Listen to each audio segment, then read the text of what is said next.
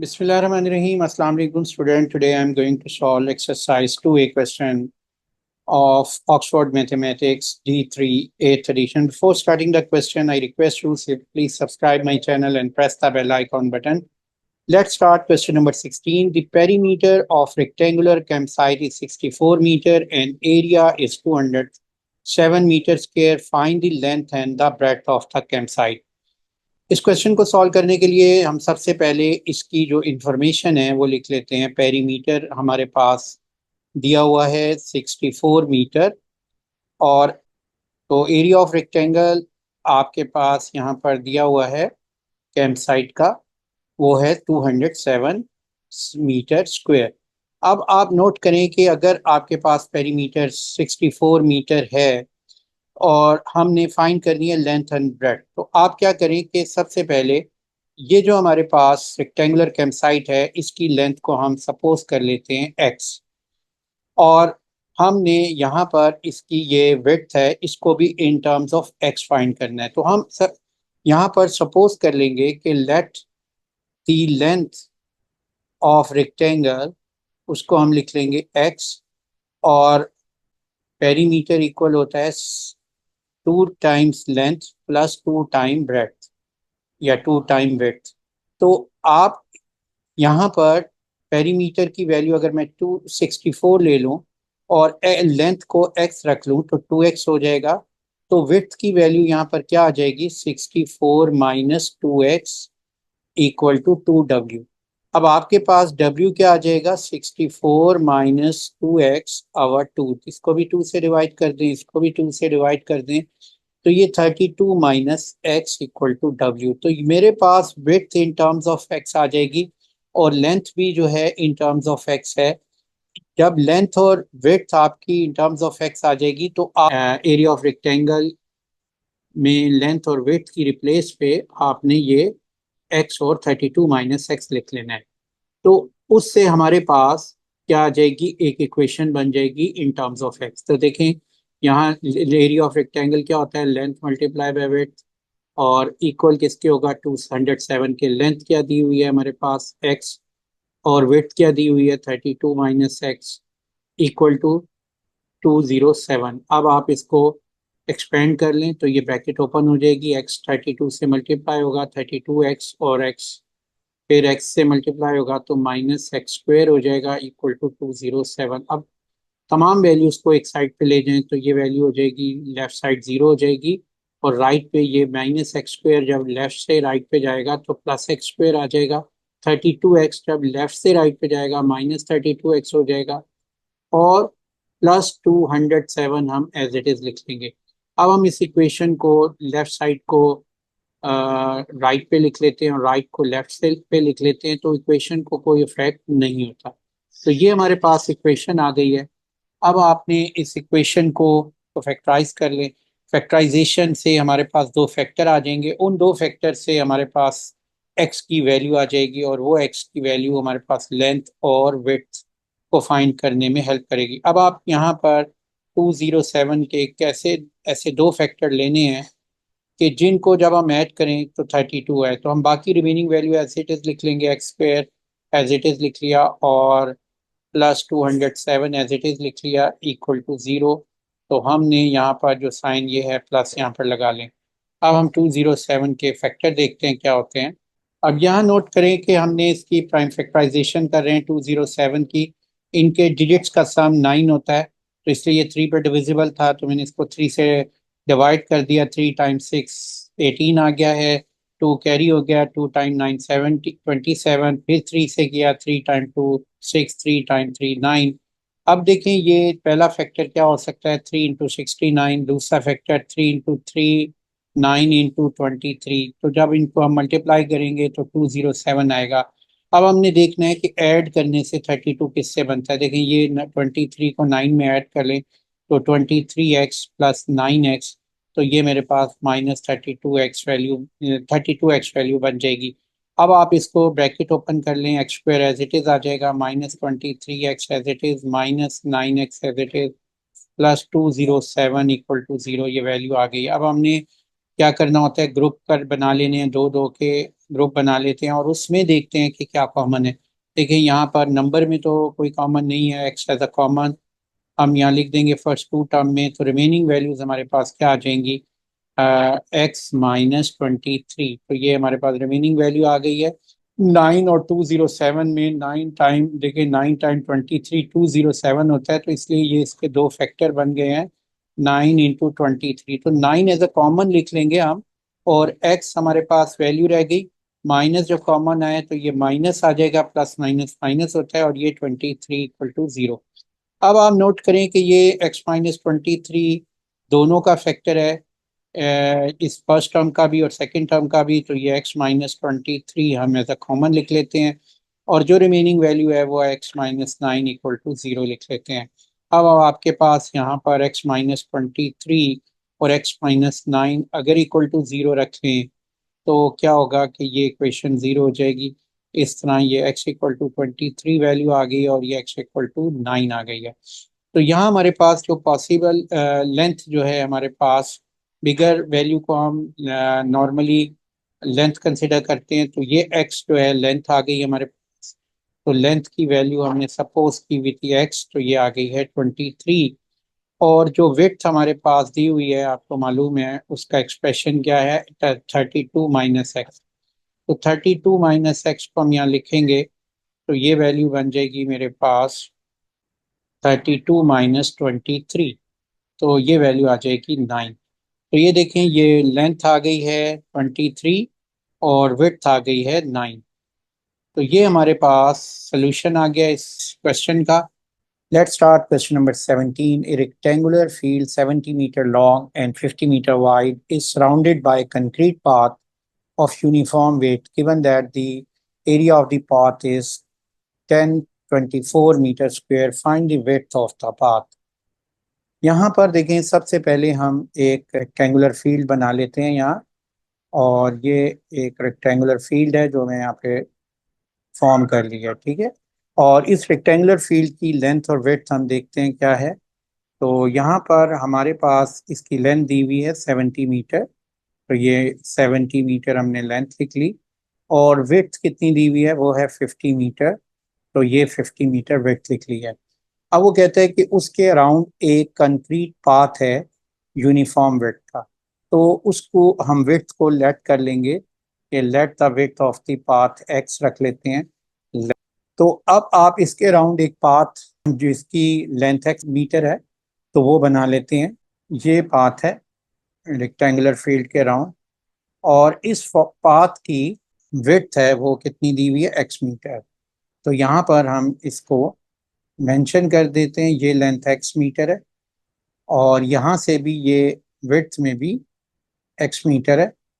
अब आपने नोट करें कि जो इसकी टोटल लेंथ और width after including the path, तो ये हो जाएगी 70।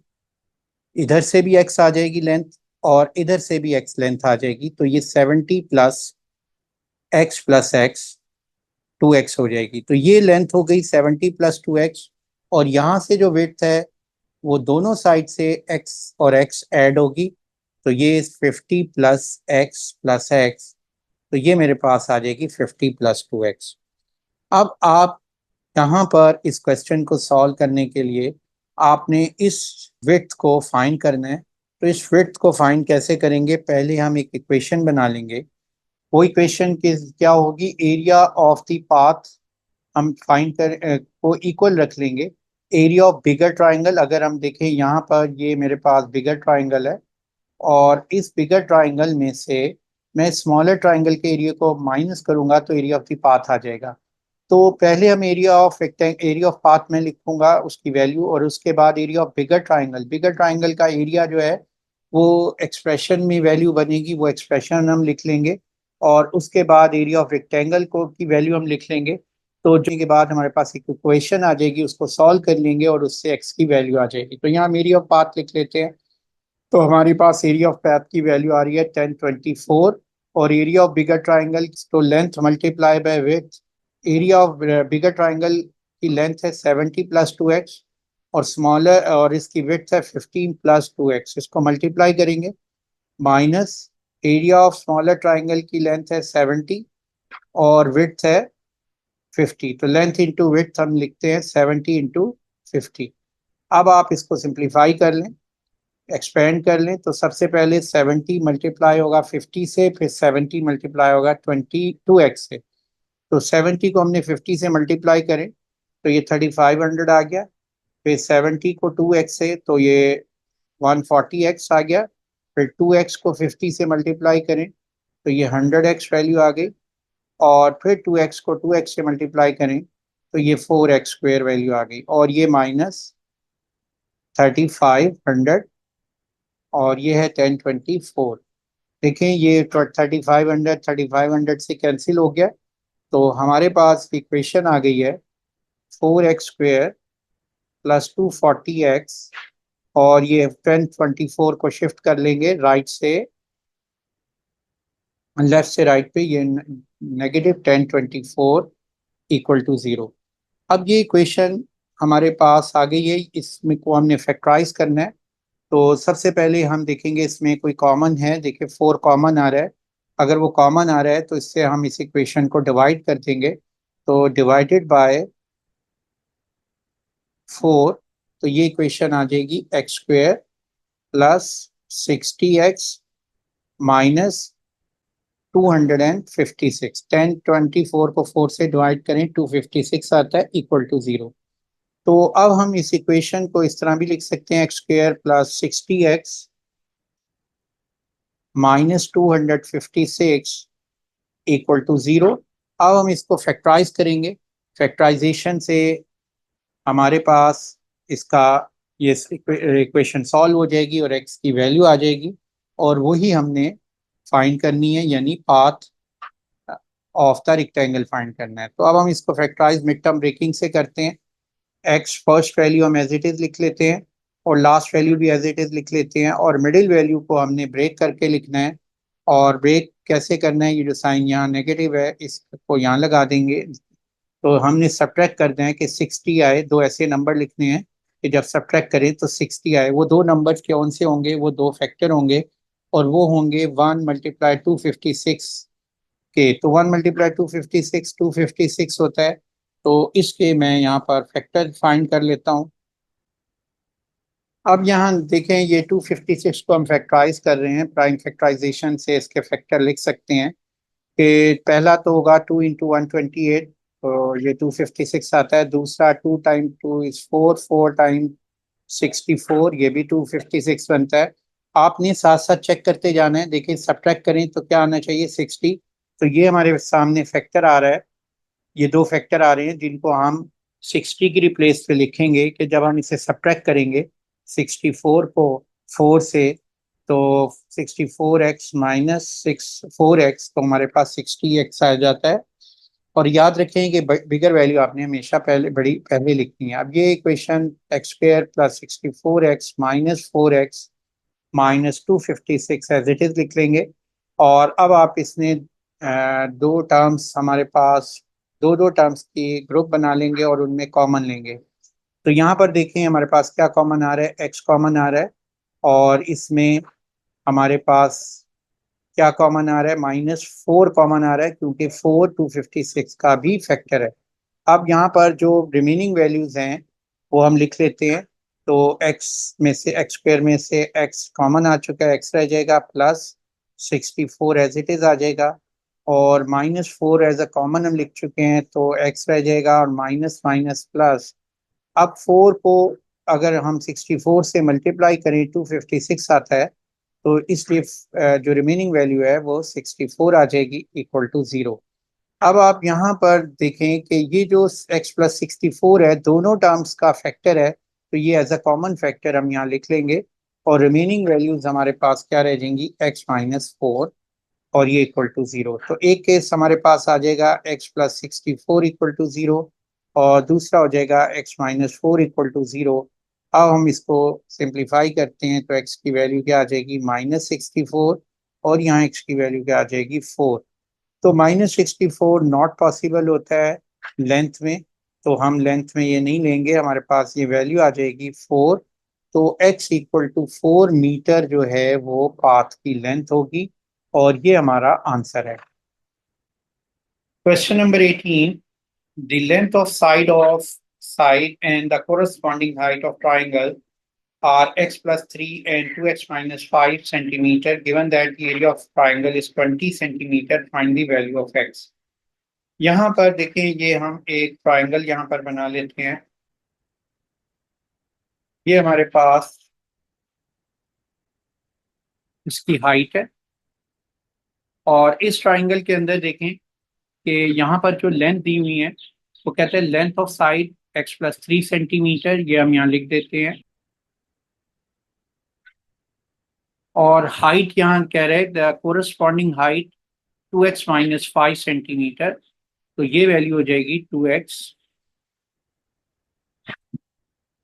माइनस 5। नेक्स्ट है कि एरिया ऑफ ट्राइंगल कितना दिया हुआ है 20, तो हमारे पास area of triangle 20 centimeter square given है। अब आपने वैल्यू ऑफ एक्स कैसे फाइंड करनी है? हम सबसे पहले एरिया ऑफ ट्राइंगल का एक्सप्रेशन लिख लेंगे। तो वो एक्सप्रेशन क्या बनेगा? एरिया ऑफ ट्राइंगल होता है 1/2 बेस इंटू हाइट, और यहाँ पर बेस की वैल्यू, बेस साइड है x प्लस 3 और हाइट जो दी हुई है वो है 2x माइनस 5 इक्वल टू 20। अब आप इस इक्वेशन को सॉल्व कर लेंगे, इक्वेशन को एक्सपेंड करेंगे और एक्सपेंड करने से जो इक्वेशन आएगी उसको हम फैक्टराइज करेंगे और फैक्टराइजेशन से हमारे पास सोल्यूशन ऑफ दिस इक्वेशन आ जाएगा और वो x की वैल्यू आएगी और वही हमने फाइंड करनी है। तो सबसे पहले हम 2 को शिफ्ट कर देते हैं लेफ्ट से राइट पे। तो ये रिमेनिंग फैक्टर हमारे पास x plus 3 into 2x minus 5 है और इक्वल टू 220 मल्टीप्लाई बाय 2, तो ये वैल्यू हो गई है हमारे पास 40। और अब हम इसको मल्टीप्लाई कर लेते हैं, x को 2x पे, फिर x को -5 से, फिर 3 को 2x से और 3 को -5 से। तो यहाँ पर देखें ये वैल्यू आ जाएगी हमारे पास 2x², x को 5 से करेंगे -5x, फिर 3 को 2 से करेंगे +6x, फिर 3 को -5 से मल्टीप्लाई करेंगे -15 और इक्वल टू 40। अब हम इसको मजीद सिंप्लीफाई कर लेंगे, 2x² प्लस x -15 और 40 राइट से लेफ्ट पे आ जाएगा -40 इक्वल टू 0। तो ये वैल्यू आ गई है 2x² प्लस x और 15 माइनस 40 -55 इक्वल टू 0। अब आप देखें इसे मिड टर्म ब्रेकिंग मेथड से हम फैक्टराइज करेंगे। पहले तो हम first term as it is लिख लेंगे और last term as it is लिख लेंगे और मिडिल टर्म की रिप्लेस पे यहाँ मैं ब्रैकेट लगा लेता हूँ और ये माइनस जो है यहाँ पर मैंने प्लेस कर दिया है। तो यहाँ पर इस x की रिप्लेस पे हमने 2 ऐसी टर्म लिखती हैं जिनको हम सब्ट्रैक्ट करें तो 1 आए। तो देखें आपने वो 2 टर्म्स किसके फैक्टर होंगे? वो इस नंबर का फैक्टर होगी जो हम फर्स्ट टर्म के x² के कोएफिशिएंट को एंड टर्म से जब मल्टीप्लाई करते हैं तो हमारे पास जो नंबर आता है वो 110 होता है। 2 टाइम 2 मल्टीप्लाई 55। तो इस नंबर के हमने 2 ऐसे फैक्टर लिखने हैं कि जिसको जब हम सब्ट्रैक्ट करें तो 1x आए। तो देखिए वो 110 का फैक्टर 10 टाइम 11, अगर आप इसको सब्ट्रैक्ट करेंगे तो 1 आएगा। तो ये 2 फैक्टर हम लिख लेते हैं 11x और -10x। अब हम इसको बाकी टर्म्स को एज इट इज लिख लेते हैं, 2x² plus 11x -10x -55 equal to 0। अब इसमें हमने कॉमन लेना है, तो पहले फर्स्ट 2 टर्म में कॉमन देखेंगे और फिर नेक्स्ट 2 टर्म में कॉमन देखेंगे। देखिए यहाँ पर x एज अ कॉमन आ जाएगा और 2x plus 11 as it is लिख लेंगे और यहाँ पर 5 जो है दोनों का फैक्टर है, 10 का भी 55 का भी, तो 5 कॉमन आ गया है तो ये आ जाएगी वैल्यू 5 टाइम 2 10 होता है, तो 2 रह जाएगा यहाँ पर और x एज इट इज। इसी तरह ये 11 टाइम 5 जो है वो 55 होता है, 5 एज अ कॉमन आ चुका है तो 11 देखें ये माइनस साइन था तो इनसाइड का साइन चेंज हो जाएगा। तो अब देखें ये 2x+11 इसका भी फैक्टर है और सेकंड टर्म का भी फैक्टर है, तो ये हम लिख लेंगे 2x+11 एज इट इज, और एज ए कॉमन लिख लेंगे, और x-5 रिमेनिंग वैल्यू में हमारे पास वैल्यू रह जाएगी। 2x+11 यहाँ पर नोट करें, अगर हम इक्वल टू 0 ले लें और x-5 इक्वल टू 0 ले लें तो ये इक्वेशन क्या हो जाएगी, 0 हो जाएगी। तो इसलिए हमने इसको 0 ले लिया है। अब हम इसको लिख सकते हैं 2x इक्वल टू -11 और x इक्वल टू -11/2 हो जाएगा, और ये x इक्वल टू 5 वैल्यू आ जाएगी।